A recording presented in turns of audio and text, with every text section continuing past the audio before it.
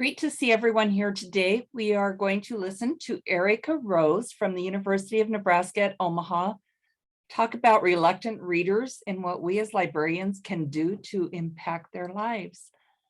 I'm excited to hear what you have to say, Erica. Thank you.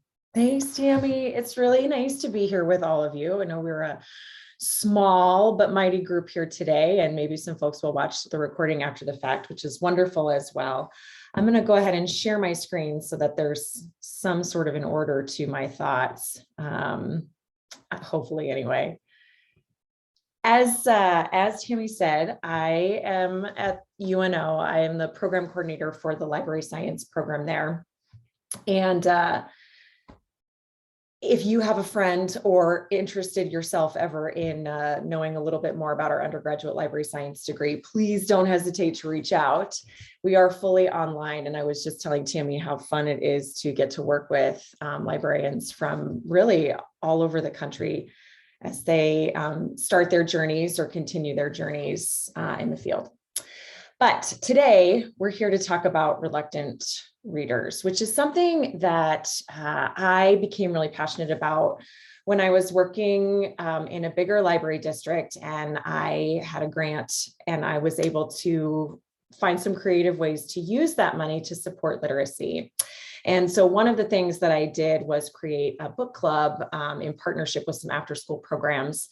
And we had a lot of what we might call reluctant readers in that group. And so I had to be really intentional in thinking about how I would connect with those young folks and generate enthusiasm when it came to their relationship with books. But before I get into any of that, I want to talk a little bit about why all of this matters. And if you've never chatted with me before, my core values and kind of the way that I look at all things is through finding the joy in these conversations. I believe deeply in respect and kindness. And every time that I get the opportunity to talk about our work in libraries, I really want it to be empowering and inspiring and hopefully generate a sense of possibility. So that's the goal here. And what I want to do today is talk specifically about the definition of reluctant readers and the terminology that we use when we're chatting about them. I want to then look at some strategies that we can use to compel these individuals when it comes to their relationship with books, reading, and I would even add information consumption to that. And then, of course, it is summer reading season. And so I know you all in the thick of planning for that, hungry for ideas to figure out what that very wild ride looks like. And I know it's a wild ride because I've lived it, and I have huge respect for the hard work that you do during that time. I know I'm preaching to the choir here, but I think it's important that we take a minute just to intentionally articulate why all of this is so important, and why it's not enough for us to just celebrate and be excited about the folks who love reading and consider that, a big part of their life or their identity. Why we all need reading skills in order to thrive in our society. So this number that you're looking at right here is 43 million Americans, that's 21%, have what are considered low literacy skills, which means they have a 5th grade or below reading level, which impacts their lives in a lot of ways. It impacts their ability to fill out medical forms, to fill out job applications, to negotiate basic things that a lot of us take for granted, like reading road signs or pamphlets. And that's then tied to a lot of each individual's trajectory through their life. Having literacy skills opens doors to both educational and economic opportunities, and that impacts everything that we do. It also impacts not only individuals, but our communities, because if we don't have functional literacy skills, we are not able to contribute by participating in organizations in our community, by being thriving business owners, by being able to consume goods from our businesses, and just all of the ways that we come together to make our communities wonderful places to live. Literacy is also tied to our ability to foster idea sharing, healthy dialogue. That feels so important for me to emphasize right now, the ability to have healthy dialogue. We have so many issues in our society that I think are attached to that particular skill. And innovation. If we hope to move forward and we want to make our world a better place, we have to have those strong literacy skills in place. Those are just some of the, I think, kind of tangible cognitive aspects of this. But thinking specifically about our kids, you're also looking at how being able to read impacts social and emotional maturity, how it impacts their work habits and their willingness to continue to strive in school. Certainly language development and their ability to communicate effectively, and then critical thinking skills as well. And then how they feel, whether or not they are able to feel connected with each other and with their communities, to understand and celebrate other cultures. It impacts emotional intelligence, and our sense of self, and even our ability to focus. So, big deal. This is why we need to talk about reluctant readers, because what about all of the kids that we work with who aren't interested in reading? And we know that developing literacy skills requires reading. We have to be steeped in it. The more we do it, the easier it is, the better we get at it. One of the problems with our conversations about reluctant readers, I think, is the fact that we slap the label reluctant readers on these folks. And so I'd like to start by reframing how we even chat about these individuals. Reluctant reader is very much a focus on what they can't do. What if it becomes more about what they can do, just through a simple switch of the way that we chat about these folks? So I read an article recently that really left an impression on me, in which the author talked about what changes when we even just shift the word order. So it's not that they themselves are embracing the identity of a reluctant person. It's that their skills are not there, or there's some other reasons that might be at play that cause them to be reluctant about reading. I feel the same way about math, quite frankly. I wonder what would have changed for me if I would have stopped assuming the identity like, oh, I'm bad at this, to, well, I'm just reluctant to do this, and I got to figure out what it is that's standing in my way. Calling somebody a reluctant reader is a label. It's permanent, it's inflexible.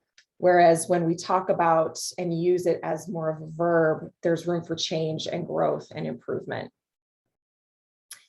I was curious about this, so I started to look up some definitions.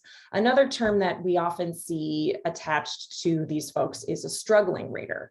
Well, I don't think that's much better. The definition of struggling is to make forceful or violent efforts to get free of restraint or constriction. There's a lot of negative connotation there. Well, if we switch that label to a developing reader, now all of a sudden we're looking at potential. The definition for develop is to start, to exist, to experience, or possess. And I think possibility becomes part of that label.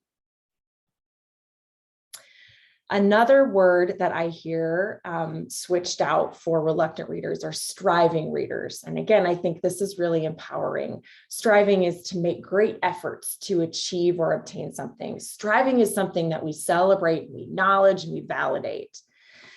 And I think, you might be thinking, all right, we're just really talking about a label here. What difference does that make? But words really create possibility, and the way, not that we just talk to those readers about, not just how they feel about themselves, but also how we think about them changes in how we choose to label them, address them, think about them. Now, going back to this term, reluctant readers, and I think for the purposes of this presentation. I'm just going to stick with developing readers because that feels comfortable for me. The other problem with the whole issue of putting the reluctant reading label on somebody is that it seems like a one-size-fits-all formula. You're reluctant. Well, there are many reasons that students or our young patrons might be reluctant, reading reluctantly. So what you see here are 4 key categories that are quite different, but all apply to folks who aren't eager to pick up a book and read it. So the first one is a lack of skills. That makes a lot of sense, right? You lack the foundational skills that are needed to have a relaxing, enjoyable reading experience. And if reading is really hard and it's a struggle, certainly that's not something that we're going to gravitate towards. So that's one of the big categories. The next one over to the right there is reading endurance. This is the fact that attention spans can be short and we are easily distracted. This is something that I think is becoming more and more prominent because we have a lower tolerance for less stimulation. Our young people grow up with devices in their hands, and I'm not here to talk about whether or not that's good or bad. It just is. And so they're really used to constant stimulation. And so to learn how to focus for longer periods of time, that's actually a developing skill. The next piece of this is reading is boring. I have one of these in my house. I have a kiddo who tests great, vocabulary is great, reading comprehension is great. Why don't you go to read a book? No way, that's boring. He just doesn't find it stimulating. There's no joy there. There's not a lot of connection. The last one is a negative reading identity. We know that our little ones start to identify that sense of self, and then that only increases as they go into adolescence. And depending on what all of their other life circumstances are and who they choose and who they're hanging out with, they may say, I'm not a reader. I'm an athlete. I'm a musician. I'm an artist. I'm not a reader. It's not cool to read in their circle, perhaps.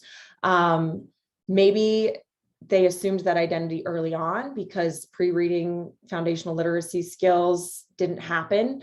And so they've just said, I'm not a reader. And as we talked about earlier, that self-identity is really, really powerful. So we have a lot to think about when it comes to how do I pair the right book with the right kid? How do I create opportunities for kids to get excited about reading? Because this is going to look different for every single kid in these 4 categories. There is a commonality here, though, which is that they all have negative associations with reading, which when we're talking about summer reading means they probably aren't eager to come in and sign up for summer reading. So that's one of the challenges in and of itself. How do we get these folks in the doors for summer reading? We know they need it. We know that the summer slide is real for everyone, but it's going to be exponentially impactful on this group. So I think we need to think about things differently, and we may have to let go of some of our own associations with reading and what it means for us and how we grew up, which is easier said than done. So I'd like to talk about some new strategies for working with these folks. What if we worry less about reading and focus more on experiences? I want to think about giving away the read more to develop more reading skills. We know that, so we want to make sure they've got all of these books that they are going to magically fall in love with reading. But I think we have to back it up, and create positive associations with reading. And oftentimes that has nothing to do with the actual experience of reading the book and comprehending a story. I know I'm getting wild right now, but I want to create new relationships with the process of consuming information. So maybe that's through books.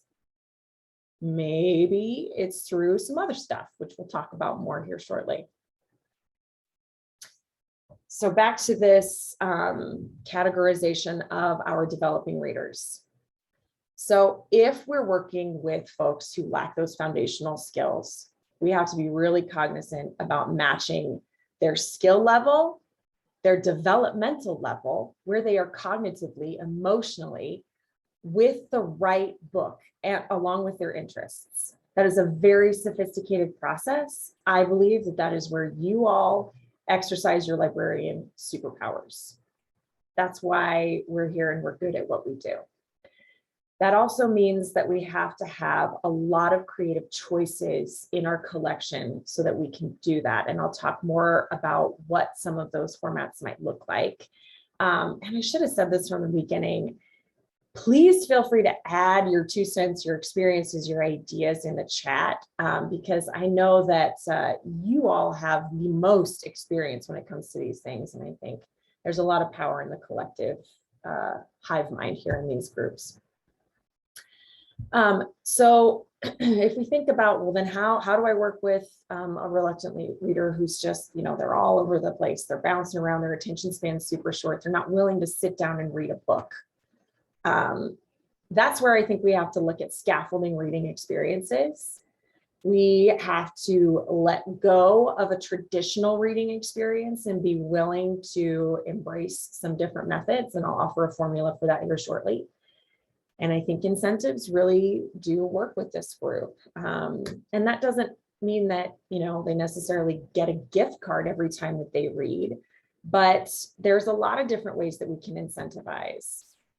Just in thinking about, hey, if you're going to sit here and read a book, like, you get to hang with people that you really like, or you get to enjoy great conversation and participate in this community, that in itself is incentivizing. For folks who say that reading is boring, I think we have to really think again about giving them the right choices, not just more choices in books, certainly that. Thinking about taking them through different genres, thinking about connecting really intentionally with their interests. I think this is where we have to have very key conversations about representation in our collections, because if those kids can't see themselves, or they can't see their lives, and they can't see their families in the books that are given to them, that's not something that they're interested in doing. But I also think we have to think about giving them opportunities to read according to their own preferences, according to their own lifestyles. And beyond reading, there's a lot that happens for them in developing other kinds of literacy skills, not just reading and writing. Again, we're going to break all this down. And then I'm not a reader. That's our last category here. And that is really hard, because that requires us dismantling whatever stereotypes exist for them. And one of the ways that we can do that is by bringing together a bunch of I'm not readers and let them form their own community. And that's going to be part of this idea that I share with you here in a little bit. So let's take a step back from all of this. If we're going to create different associations with reading, we're backing it way up. I just want you to get a warm, fuzzy feeling when we talk about reading. That's it. That's the only goal with these developing readers. So think about why we love reading. We've all been reading for a long time. I mean, our relationship with books and stories is sophisticated. It's impacted so much in our lives. But if you think way, way back to when you were first developing your reading skills, what was it that was the magic there for you? And I'm just going to share my own story, a couple of stories actually. So to this day, my dad is 78 years old, and he loves to offer this story at Christmas or whatever, where when I was 3 years old, I used to read the Wall Street Journal over his shoulder. It's not true. I could not read at 3 years old. I was not a reading prodigy, but I did love that time snuggled up in the crook of my dad's arm while he read the paper in the morning, and he smelled like pipe tobacco, and it was warm, and he had coffee, and I felt really close to my dad. And he would kind of take me through some of basic phonics because, he was capitalizing on the teachable moment there. But for me, it wasn't so much that I was learning to read during those moments, but I was learning the joy of that experience of being quiet and having connection with somebody who was important to me. The rustle of the pages is something that I can still hear, and the way that they felt, because I got to turn the pages.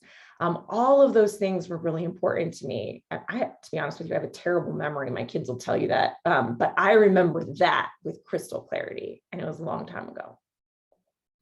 So another example that I have of this is when I was working in the public library, and I used to get to drive the bookmobile, and we went to schools. And a kindergartner came on the bus one day, and he looked around, showed him picture books. Nah. Showed him the early chapter books. Nah. And he walked over to, we had some adult books there because I was headed to the nursing home next. And there was a biography for JFK very prominently displayed. Big book. I want that one. And he checked it out, and I said, okay, that's great.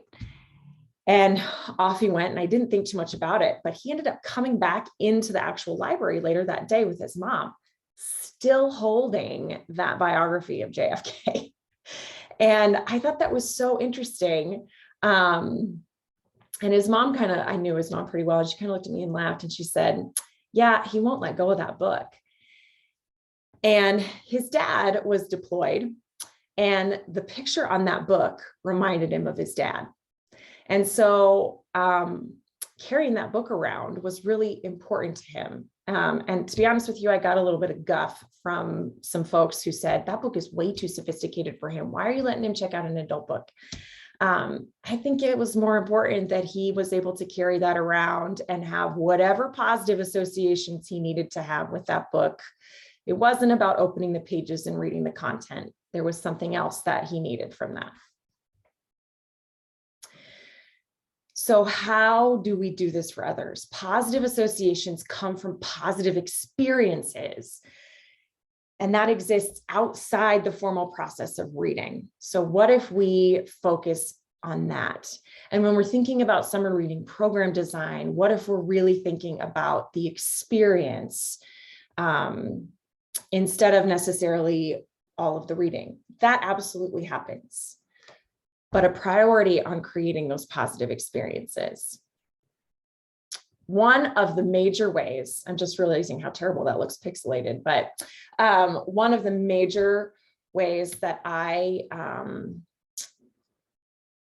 thought about this, the tool, was to use nonfiction. I don't personally love nonfiction. I read some nonfiction very selectively. I'm much more of like a fantasy, murder mystery, get me out of my own reality kind of gal. But that's me. That's not necessarily indicative of a lot of the other folks that I'm working with. And I have noticed in particular that nonfiction has a lot of really, really powerful uses. I love thinking about pairing nonfiction with developing readers because if we have the right nonfiction and we select carefully, it's very visual in nature. You hand that third grade boy a book filled with pictures of angry, awesome dinosaurs. Doesn't matter if he reads the print. He's going to look through that book. He's going to have a lot of important experiences that have nothing to do with the text. And if he can negotiate some of the text, that will work for him, because you can read nonfiction out of order in a lot of cases. You can read nonfiction by skimming and looking for your bolded words and big headings and still get a lot of good information. I also think that a lot of nonfiction has universal appeal. So if I have a group of kids and I'm trying to figure out what works for everybody, everybody likes, boys, girls like magic tricks. They all are interested in stinky, like the gross science stuff. They all think that joke books are funny. So there's a lot that I can do that has wide appeal with nonfiction. The other thing about nonfiction that's sneaky and that I love is that it's really important that we help our kiddos develop skills in negotiating nonfiction. And that's not something that I think we often spend much time thinking about. But if they're going to be successful in their lives, they have to have a lot of skills when it comes to negotiating nonfiction. By the time they get to high school, they really need to know how to use a glossary and how to cross-reference things and how to do good research. And getting kids comfortable in that space right now will help them far beyond in their lives.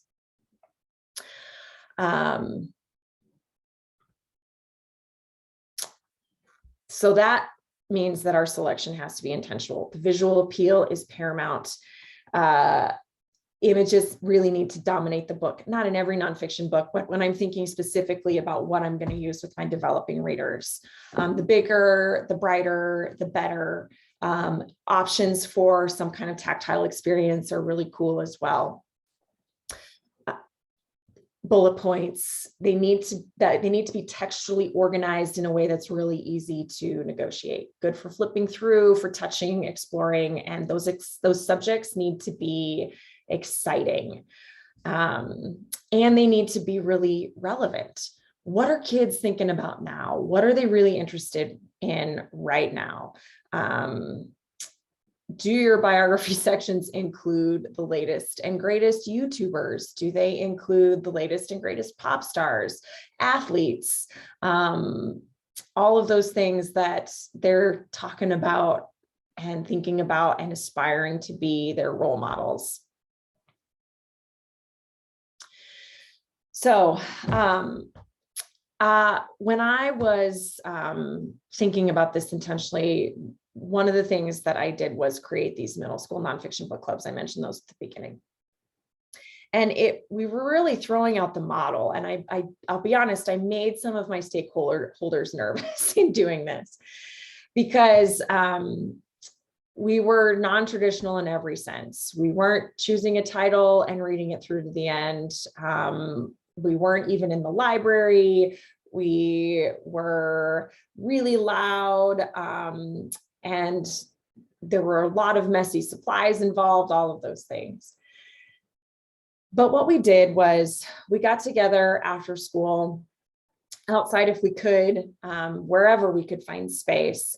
And I would just bring in books that we always had a theme, subject specific: dinosaurs, magic tricks, gross science, dragons. If I were doing it now, this was a while back, I would for sure do one on Minecraft, some of the other popular video games, things like that. And then kids would just get to look through those books. And if at all possible, we would then try to do something with the information we found in those books, whether it was, hey, what's a cool dinosaur that you've never heard of before? Let's all find one. Or let's all learn one of the magic tricks and take ourselves through reading the directions in these books. Right now, my son, who is my developing reader, loves Minecraft. And so he is hungry. He will look through his Minecraft encyclopedia for hours because it will tell him how to do the new thing. And so what happened was we created some relationships with consuming information, with looking through books, and with the other people who were there. And we were kind of a bunch of misfits. Because I was working with after school programs, these weren't kids who, a lot of them were going to ever be able to come into the library. A lot of them were struggling in the fact that their reading skills were still very much developing. And so reading just felt really, really hard for all of them. And they didn't necessarily have a great relationship with a key adult in their lives who was presenting a positive model for them. And so one of my goals there was trust with the librarian. There's no pressure here. It's one of the reasons that I became a public librarian, is because I wanted to engage outside the confines of curriculum and standardized testing and all of those things. And I love the freedom of how we support and inspire education in public libraries.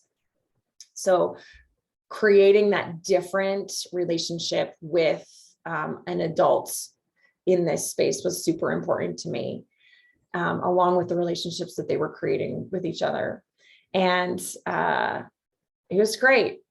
One of my favorite stories from that is the janitor who walked past the classroom where we were at one point, and I had kids standing on top of tables and they were flying paper airplanes, because airplanes was another one of them. And so they made all of these cool things. And he said, "What's happening here?" And I said, "It's book club." And he said, "I would love to go to this book club.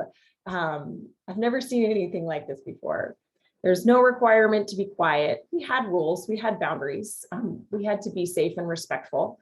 But it was definitely, I wanted it to be a place where they were free to just have fun and really enjoy things.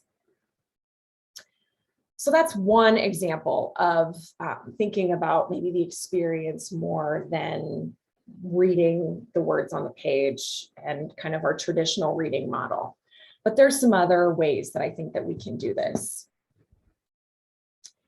I want to go back to the idea of letting go of our own experiences in what reading development looked like for us and how much we love books, and the experience of, sitting down and having this magical experience with books, which I know we all have.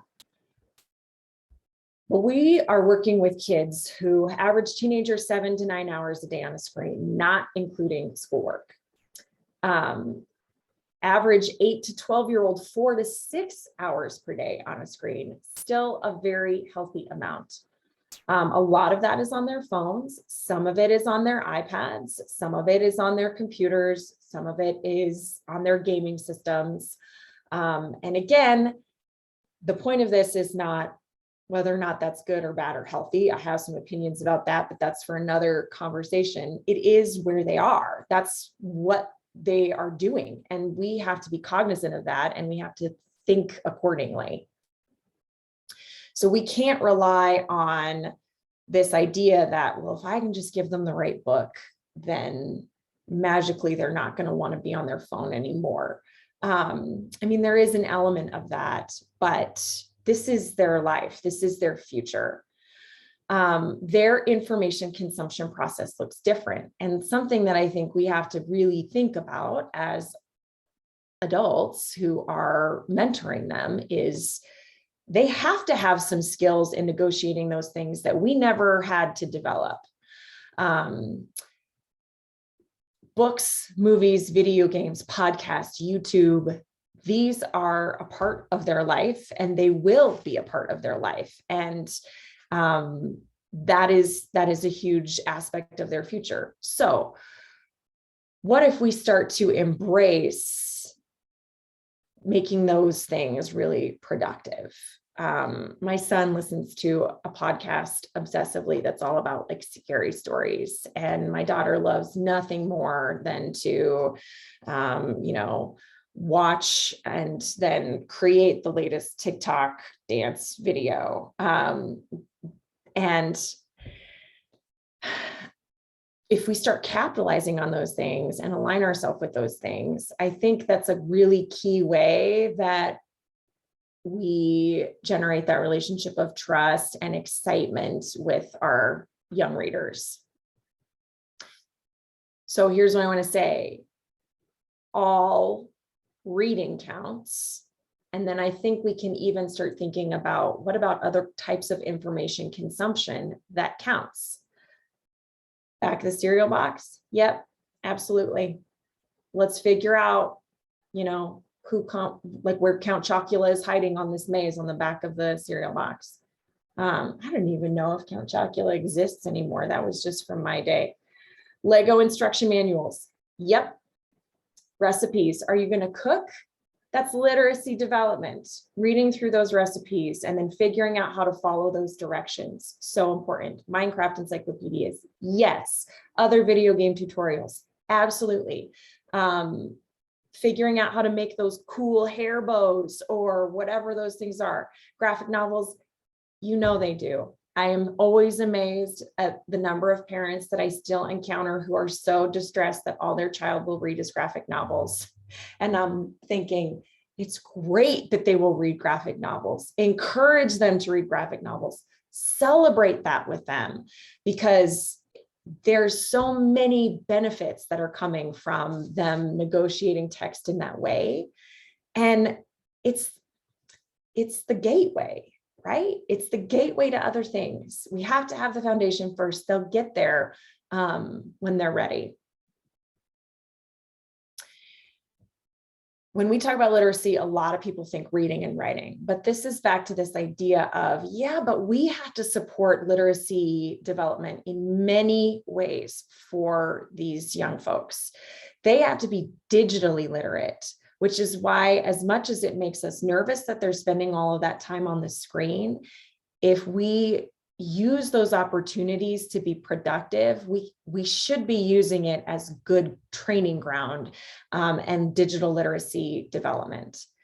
When they negotiate research, they have to make a lot of decisions about, do I click on this? Do I click on this? Do I ignore this? Or and focus on this. It's a whole different set of experiences when somebody's negotiating information online versus the hard copies, which, I'm still obsessed with printing out because that's where I'm comfortable. Media literacy, cultural literacy, financial literacy, scientific literacy, and then of course, information literacy, which we're going to talk about here in just a second. I think one of the beautiful things about emphasizing experiences is that we can think intentionally about how those experiences are really potentially nurturing these other types of literacy. That's something that we need to talk with our stakeholders about, and we need to celebrate that we do that. And when we're asking for resources to pour into this kind of new model, talk about the way that it's going to emphasize these other types of literacy. I think it's really important here that we recognize the benefit and the importance of information literacy, because remember when we were talking about all of the things that happen when you're able to read and write, your economic potential, your educational potential, your ability to participate in your community. It's really because you're able to do this last bullet point right here, use information. It's not enough to just know you need it. That's step one. Find it. That's step two. Evaluate it. Is it any good? That's huge. A huge, very sophisticated skill that many, I think, adults don't have. And then be able to use that information to make good decisions, or even more, to create something. And again, when you're making paper airplanes, or when you're concocting a wonderful recipe, or doing a weird science experiment, it's really the information literacy process manifesting, because you're reading, but then there's this wonderful thing that you're using that information to do, and you have a tangible product at the end. And I think that's a really important piece of this for kids too, in creating those positive associations. I read, and then this amazing thing happened because of what I read. I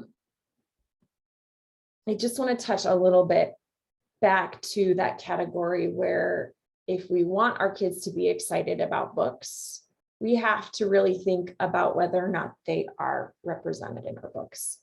And I know there are so many conversations that are happening everywhere about censorship, and a lot of people are facing a lot of very challenging issues when it comes to items being challenged in their collections and book lists for all of these titles to get removed. And it's very political right now. And I'm so frustrated by that, because I think they are missing the boat, which is all of the dangerous things that are going to happen if our kids do not have books to read that they're excited about reading, in which they can see themselves, so they can get all of those good benefits that we've already talked about.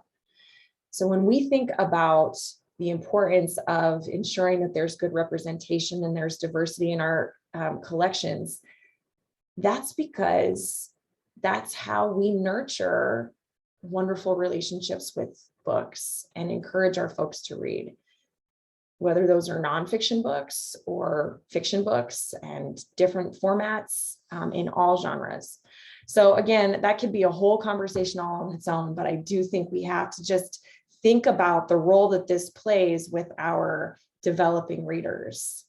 I still to this day would put down a book that I am not interested in, that I can't connect with. Our kids are the same. A few other tools for working with developing readers, because I know that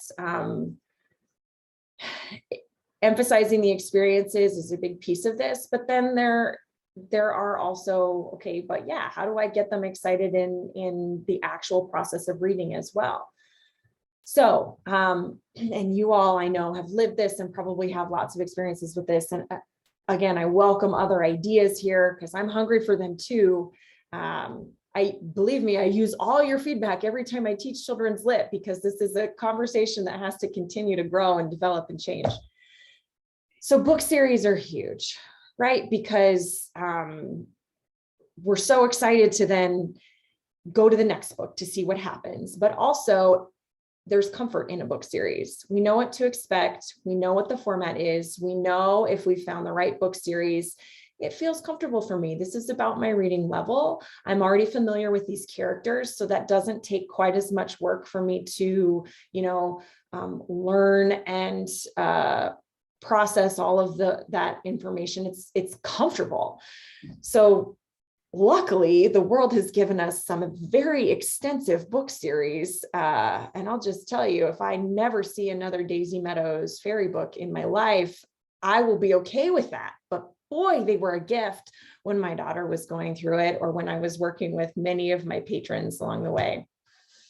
So I'm going to send these slides to Tammy, but each one of the things you see here actually links to a book list, just in case. I'm sure many of you already have these things bookmarked, but if you want to check it out and see if any of these are just like, oh yeah, I do love that series, or oh yeah, I need to get the next one in that series. And that applies to readers at a variety of levels. I mean, I too am a sucker for a book series, even at the ripe old age of 41. But even our youngest readers do really well for all of those same reasons. The other thing that I think is great are movie and book pairings. And don't get worked up if they've seen the movie before they've read the book. Who cares? If they want to read the book because they saw the movie, that's fabulous. If there are ways that you can capitalize on that, incentivize, like, hey, let's read the book and then we get to watch the movie, and there will definitely be popcorn involved. That's a great way to check a few boxes there. And I was actually, as I was typing things up for our discussion today, I was chatting with my son. And I said, ooh, wouldn't it be so cool if we read books about popular video games? And he said, yeah, that would be really cool. And so then we were looking through all of the lists of video games that have come from books and vice versa. And, the gaming scene is big. I think that's a huge area that we can capitalize on. And then the last piece here is non-traditional formats. I'm a big fan of novels in verse. The reason that I'm a big fan is, again, because I think there's a lot of universal appeal. So if I have a great novel in verse. For instance, I'm going to say Garvey's Choice, which is one of my favorite novels in verse for JFIC.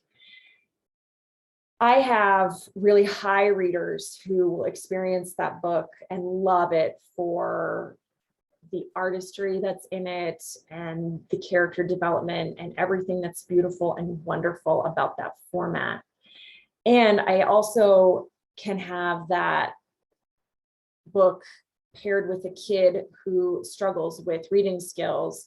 They're never going to be willing or have the fortitude to read something that has a lot of dense chapters, but they're old enough and living through a lot of the same adolescent experiences that Garvey is.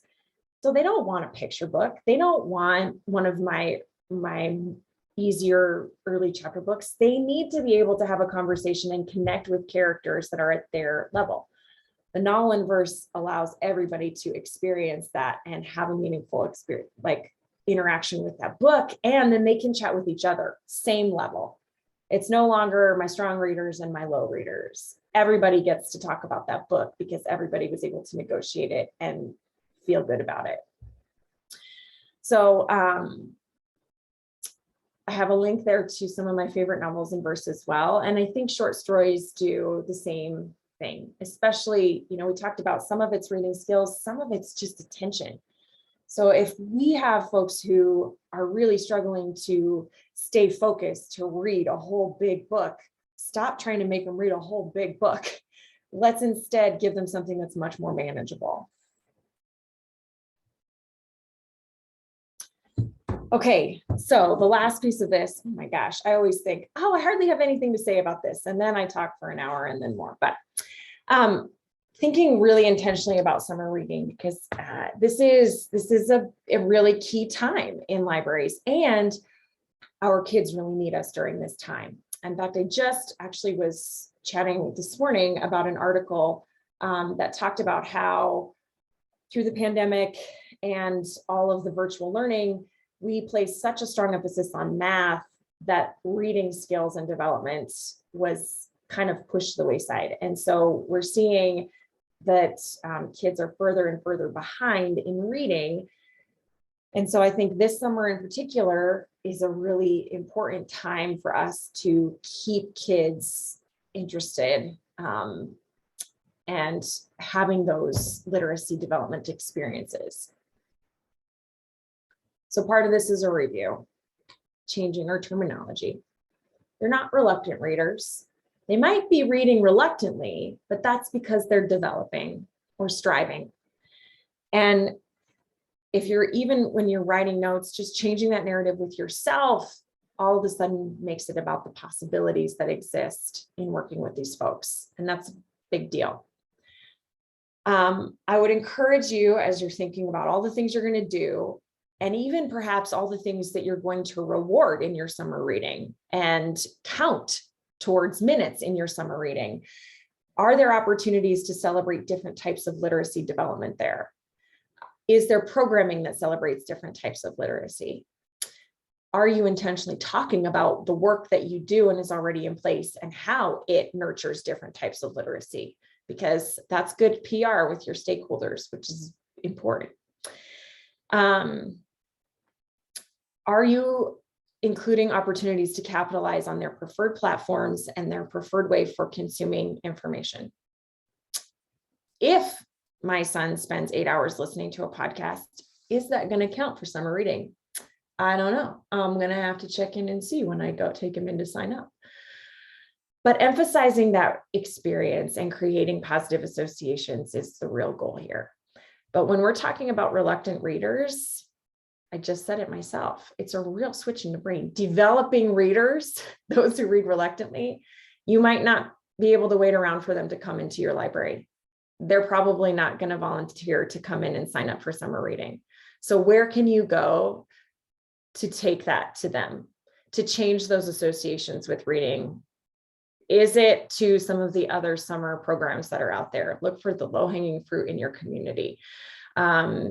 Is it connecting with taking your dog and pony show somewhere close to the places where the kids gather in the summer, the parks, the pools, all those places. Don't wait for them to come in your library. We have to get them excited first. And whatever the good work you do is out in your community, those experiences you have, those touch points with kids, it counts just as much out there as it does in your library. The impact is the same. So don't think that the library statistics are more important than the outreach statistics, because what matters is that you're creating the connections that they need. And then the last thing, of course, is providing more choice and better representation in our collections, because every kid deserves the mirror. Every kid also needs windows to see what's out there that looks different than them. And both of those things combined will lead to the doorway that encourages them to go and do and be something different, something that's authentic to them. Okay, I think that might actually be it for me. So if any of you have any questions or any additional comments, I see that there's a chat here. Tammy builds confidence. Yeah, absolutely. I would be happy to really think out loud with you, because it's not that I necessarily have the answers. I just am interested in this conversation and how we all experience these things.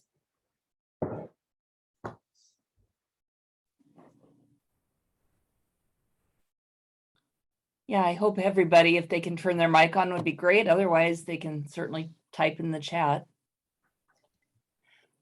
But yes, I was going to say, after having a discussion with you about this very topic a few years ago when I was a public library director, it inspired me. I got a grant, had an adventure club, and I used some of your suggestions, like the paper airplane, card tricks. It's all right. But we had 8 different weeks, and I got books with bright pictures and so on. I remember one of them was about trains. And so the model that we had is, say we had 12 kids, we would have 4 books, divide into groups of 3, and they would just explore books where they could skim and read the headlines. And then after a few minutes, they would pass the books around. So at the end of a time, they had looked through all of them.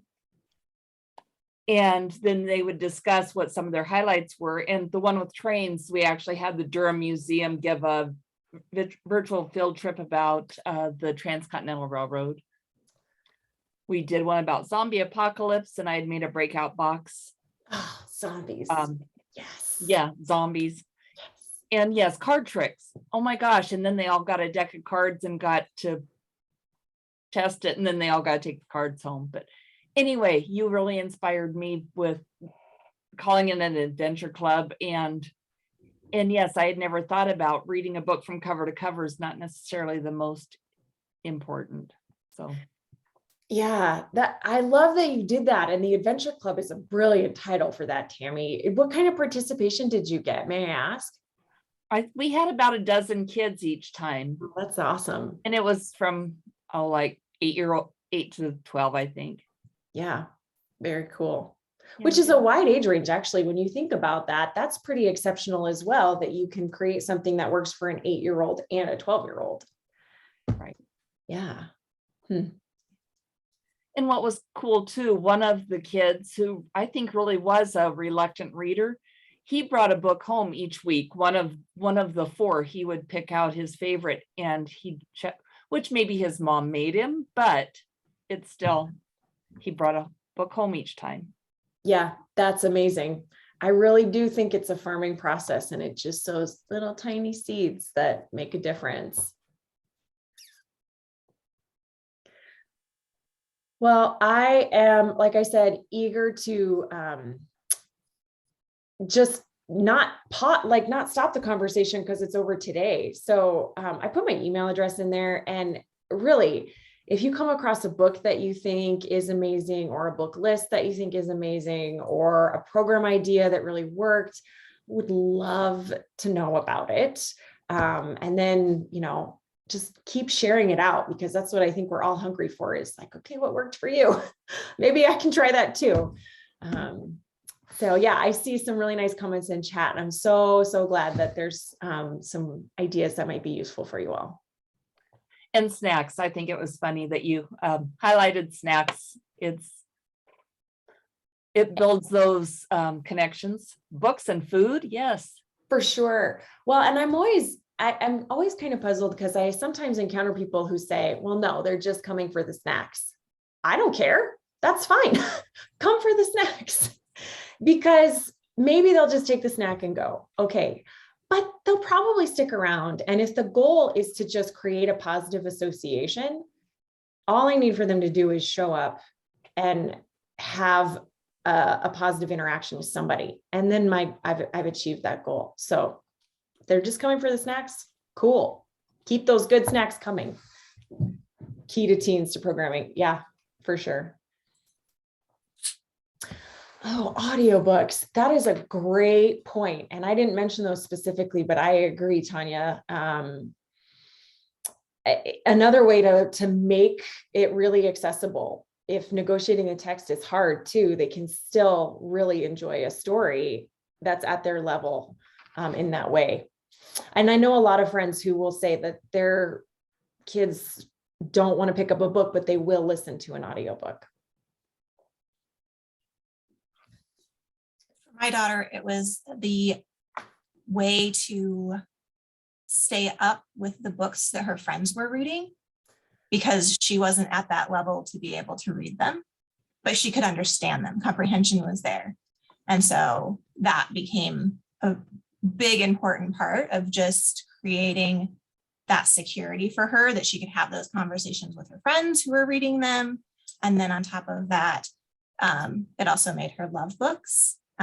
She's dyslexic. So it really, I saw the big difference in her joy of books, because she will pick them up and listen, even when she can't read them. I'm just curious, Tanya, did she listen exclusively, or was she listening and having a hard copy with her? Most of the time she was just listening. There were some times that she would listen and read along, but most of the time her focus wasn't there enough to, like, especially now, because now she turns them up to at least 2 times, if not 2.5 times the speed. No. Because she has trained her brain so well to listen, that she just keeps speeding it up and speeding it up. So that's really interesting. Yeah. Thanks for sharing that. One thing great about audiobooks is I still do it. I will hear someone say a word and I think, I've never heard it said out loud. I've seen it in writing and never realized that's how you pronounce it. So she's ahead of the game there, Tanya. And character names too. I'm always fascinated. I'm like, oh yeah, that wasn't how I was saying that. I see a comment from Liz. A lot of books are turned into series and movies on Netflix. Oh, I completely agree. It was a very good day when they released Babysitter's Club on Netflix. My daughter and I binge watched that, and she's aged out of those books, but we still loved watching it.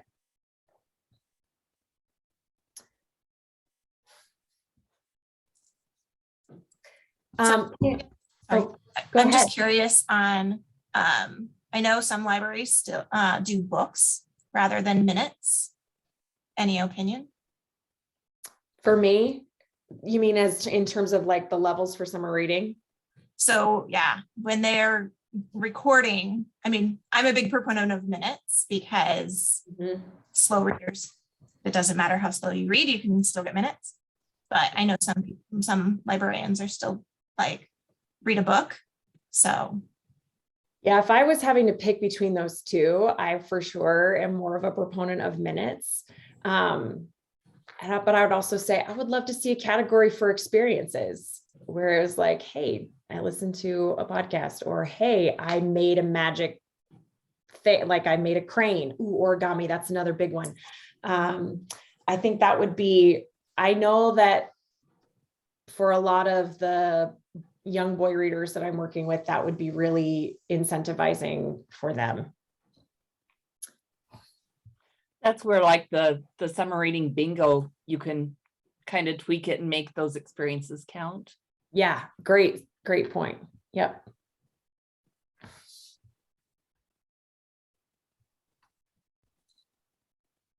Did anybody else have a strong opinion about books versus minutes versus anything else or anything that's really worked? I know we're at time here, but It's fine. I always preferred minutes for the same reason. Tanya pointed out that if you're a slow reader, yeah, you still get, it's still validated the time that you spend, the enjoyment you've gotten. my son had to read in 5th grade, they read Little Women, which I think is a tough sell for most 5th grade boys. And he got a little behind. So we ended up having to read 5 chapters of Little Women on a Sunday. And so I said, okay, I'll read a chapter out loud, then you read one to me and we'll go back and forth. Like, this is my compromise. And poor kid by the end of it was beating his head into the couch pillows like, it's so long. And I thought, oh man, this is feeling counterproductive to me. Liz, I've always done book pages read, but recently had a kid feel discouraged. They didn't read as many pages as others, but I bet they read longer than the others. Seriously considering switching to minutes read instead of pages for the summer. Interesting. Yeah, especially when you see it manifest in an individual kid, that can change our perception of things. Yeah, you always want to build confidence every little way you can. Mm-hmm. Yeah, absolutely.